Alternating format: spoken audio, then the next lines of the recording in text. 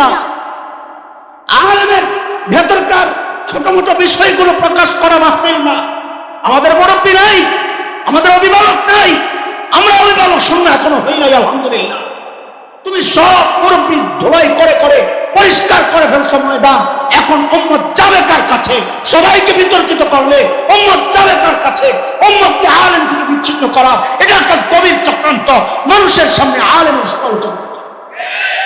আমি এই ময়দানে কাউকে তেলাইয়া তেলাইয়া কথা বলার জন্য নামি নেই। আমার আকাবির আসলাফ আক্রান্ত হবে, আমি আমার শ্রোতা নষ্ট হবে, আমার সমর্থক নষ্ট হবে, আমার ভক্তবৃন্দ নষ্ট হবে, ফেসবুকে কেউ আমার গালাগালি করবে, এই জন্য আমি তেলাইয়া তেলাইয়া কথা বলবো। আর সমাজে ওলামাদের সব দুষ্টাই নাই না মানুষের সামনে প্রকাশ করব, ওই শিক্ষা বড়দের কাছ থেকে আমরা পাই নাই। আমাদের আকাবির আসলাফকে ঢেকে রাখাই আমাদের কাজ। বলে নিজেদের গুলা গোপন করেন, গোপন না। উম্মতের সামনে আলেমকে উলঙ্গ করলে উম্মত যাবে কার কাছে? তুমি সব মুরব্বী ধোলাই করে করে পরিষ্কার করে ফেলছো ময়দান। এখন উম্মত যাবে কার কাছে? সবাইকে বিতর্কিত করলে উম্মত যাবে কার কাছে? উম্মতকে আলেম থেকে বিচ্ছিন্ন করা এটা একটা গভীর চক্রান্ত। মানুষের সামনে আলেমের সমালোচনা আছে। আমরা ওমা উবাররিউ নাফসি ইন্নান নাফসা লাআম্মারাতুম বিসু, আমরা সাধু না, আমাদের দোষ আছে, কিন্তু দোষ শুধরানোর জন্য জায়গাও আছে। আলেমের দোষ শুধরানোর জায়গা মাহফিল না।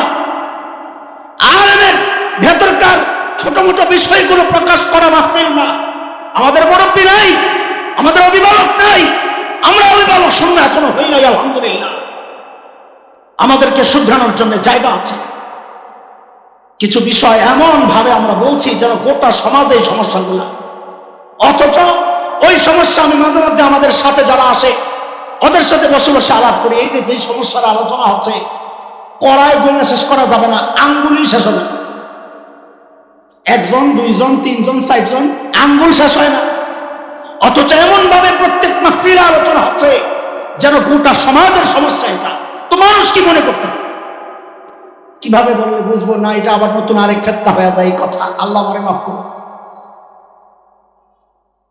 কিছুদিন আগ পর্যন্ত একটা আওয়াজ উঠাইতে চাইছিল ওরা, সেটা হচ্ছে অর্থ সহ কোরআন না পড়লে সওয়াব হয় না, অর্থ না বুঝে কোরআন পড়লে সওয়াব হয় না। শুনেন নাই আপনারা? কোরআনের সওয়াব পাইতে হলে অর্থ শিখতে হবে। এটা উম্মতকে কোরআন থেকে দূরে সরানোর একটা গভীর চক্রান্ত। আপনারা সাধারণ মানুষ মনে করবেন এটা তো কোরআনের সাথে আরো যুক্ত করার কথা। যে মানুষ এই কথা বলবে অর্থ না বুঝে কোরআন পড়লে সওয়াব হয় না, ও কোরআন চিনি না। ও কোরআনকে আর 10টা বইয়ের মতো মনে করেছে, ও কোরআনকে অন্য আসমানি কিতাবের মতো মনে করেছে। কোরআন অন্য আসমানি কিতাব থেকে আলাদা, কোরআনের বৈশিষ্ট্য আছে আলাদা। কোরআনের শব্দ অন্য আসমানি কিতাবের মতো না, বুঝেন এটা? কোরআনের শব্দগুলো আল্লাহর নিজস্ব শব্দ। হাদিসের কথা, নবী আলাইহিস সালাম বলেছেন, তাবাররাক বিল কোরআন ফাইন্নাহু কালামুল্লাহি তাআলা ওয়া খারাজা মিনহু। কোরআন দ্বারা বরকত হাসিল করো, কারণ কোরআন আল্লাহর কালাম, আল্লাহর ভেতর থেকে বের হওয়া। অন্য আসমানি কিতাবের শব্দ আল্লাহর না, বক্তব্য আল্লাহ। শব্দগুলো নবীদের, এই জন্য ওই শব্দের মধ্যে কোনো বরকত নাই। কোরআনের শব্দ আল্লাহ, এই জন্য শব্দের মধ্যে অর্থের মধ্যে যেমন বরকত, শব্দের মধ্যেও বরকত। এই আমাদের হাফেজরা কোরআনের শব্দ সংরক্ষণ করছে, আমাদের আলেমরা কোরআনের অর্থ সংরক্ষণ করছে। যারা বলে আলেমের দরকার নাই, ওরাও ভুল পথে আছে। যারা বলে এই কষ্ট করে হেফজের দরকার নাই, ওরাও ভুল পথে আছে। কেউই কোরআন চিনে নাই। কোরআন অন্য 8-10টা কিতাবের মতো না। কোরআনের শব্দগুলো সংরক্ষণ আল্লাহ করেছেন কার মাধ্যমে? হাফেজের মাধ্যমে। একটা সূক্ষ্ম কথা আপনাদেরকে মাঝখানে শোনায়, সূক্ষ্ম কথা, এগুলা এই মজলিসে বললেও আমার ইতস্ত লাগে, সবাই বুঝে কি বুঝে না। তাওরাত কার কিতাব?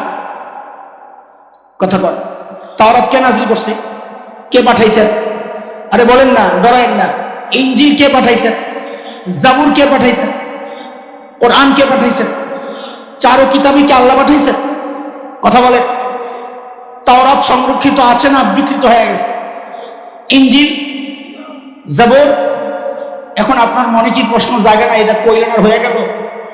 এটা ওরা প্রশ্ন করে, খ্রিস্টানরা, মিশনারিরা। যে ইনজিলও আল্লাহর কিতাব, কোরআনও আল্লাহর কিতাব, তো ইনজিল কেন বিকৃত হয়ে গেল, কোরআন কেন হইল না?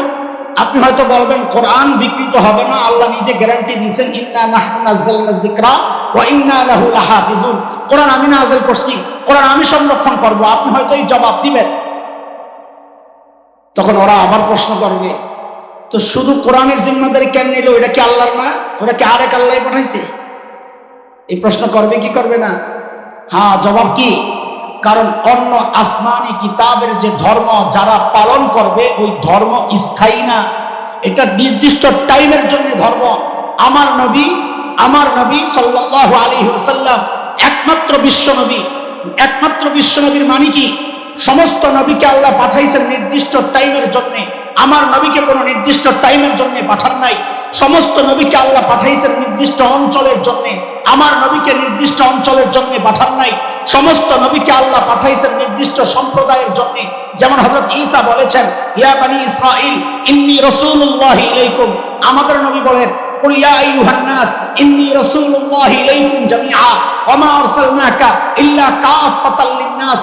সমস্ত নবীকে আল্লাহ পাঠাইছেন নির্দিষ্ট সম্প্রদায়ের জন্য, নির্দিষ্ট অঞ্চলের জন্য, নির্দিষ্ট এরিয়ার জন্য।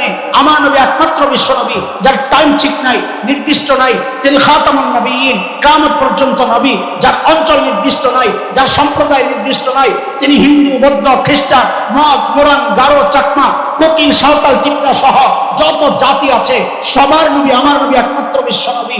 এই জন্য যেহেতু ইসলাম চিরস্থায়ী ধর্ম, এই জন্য ইসলামের কিতাবটা আল্লাহ চিরকাল রাখার ব্যবস্থা করেছেন। অন্য ধর্ম চিরকালের ধর্ম না, এই জন্য অন্য কিতাবকে চিরকাল রাখার ব্যবস্থাও আল্লাহ রাখেন না। বুঝছেন কথা? এখন বুঝেন হুজুর, অর্থ ছাড়া কোরআন পড়লে সওয়াব হয় না, এই ফতুয়া দিলে কোরআন থেকে দূরে সরানো কেমনে হয় বুঝি না। বুঝবেন কেমনে? এই জন্যই তো আলেমের কাছে আওয়া লাগবে, সব নিজে নিজে বুঝতে চান। আগে আপনারা বলেন তো, অর্থ না বুঝে কোরআন পড়লে সওয়াব হয় কি হয় না? হয়। আগে এটা বিশ্বাসটা পুরা পোক্তা করেন, হয় না? হয় না? হয়। ওলামাদের কাছে দলিলের অভাব নাই, আপনি দলিলের পেছনে সুইটেন না, আলেমের কাছে আসেন। দলিল ছাড়া আলেম কেন কথা বলবে? আমি ছোট্ট একটা দলিল দেই আপনাদের বুঝার জন্য। নবী আলাইহিস সালাম বলেন, মান ক্বারাআ হারফাম মিন কিতাবিল্লাহ ফালাহুল হাসানাহ ওয়াল হাসানাতু বিআশরি আমসালিহা। আল্লাহ নবী বলেন, কেউ যদি কোরআনের একটা অক্ষর পড়ে, আল্লাহ তাআলা তার আমলনামায় 10টা নেকি লিখে দেন। সুবহানাল্লাহ। অক্ষর একটা, নেকি কয়টা? সবাই বলেন, অক্ষর একটা, নেকি কয়টা?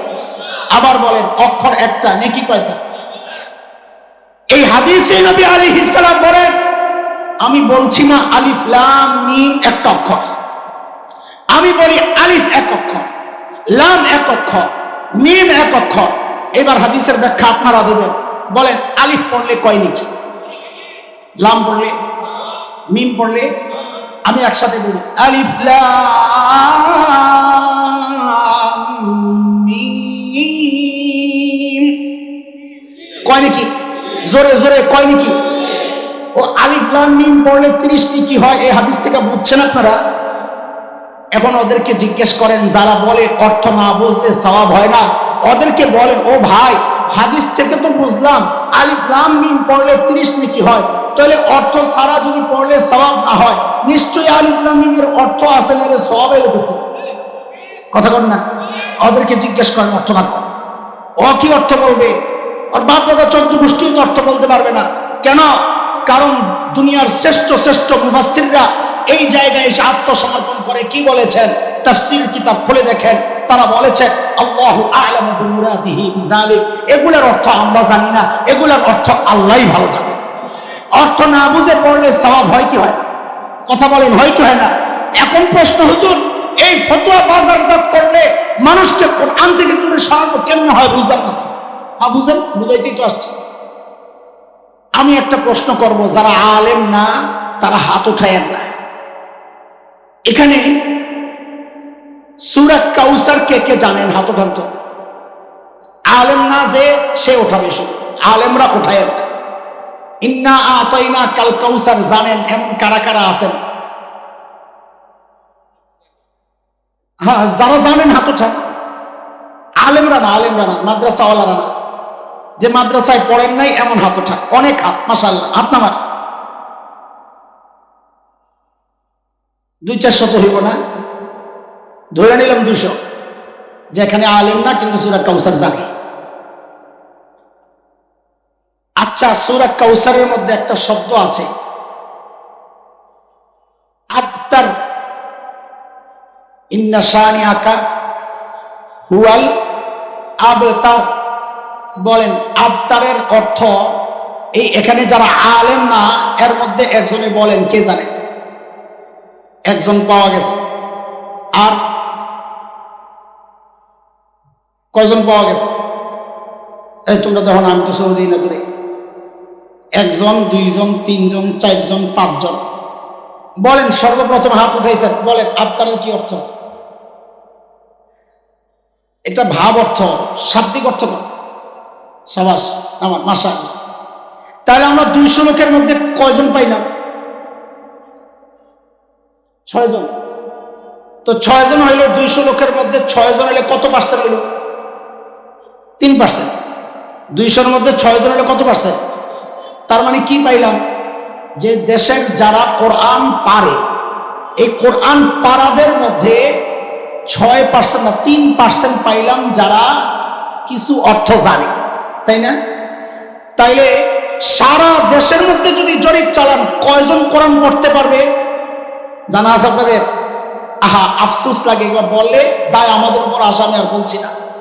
যারা কোরআন পড়তে পারে তাদের মধ্যে 3%, ধরলাম 5% মানুষ। কারণ এখানে যারা আসছে তারা তো দিনদার। অনেক মানুষ পাওয়া যাবে ছোটবেলায় কোরআন পড়ছে, এখন দিন মানে না, তারা মাহফিলে আসে নাই, তারাও সূরা কাউসার জানে। তাকে জিজ্ঞেস করলে সে আবতারের অর্থ জানবে না। তাইলে 5% মানুষ কোরআনের অর্থ জানে না কিন্তু পড়তে পারে। যদি এই ফতুয়া বাজারজাত করা যায় যে কোরআন অর্থ ছাড়া পড়লে সওয়াব হয় না, তাইলে 95% মানুষ চিন্তা করবে, তাইলে আর কষ্ট করে কোরআন পড়ে লাভ কি? অর্থ না জানলে যদি সওয়াব না হয়, তাইলে 95% মানুষ কোরআন তিলাওয়াত করা ছাড়ে।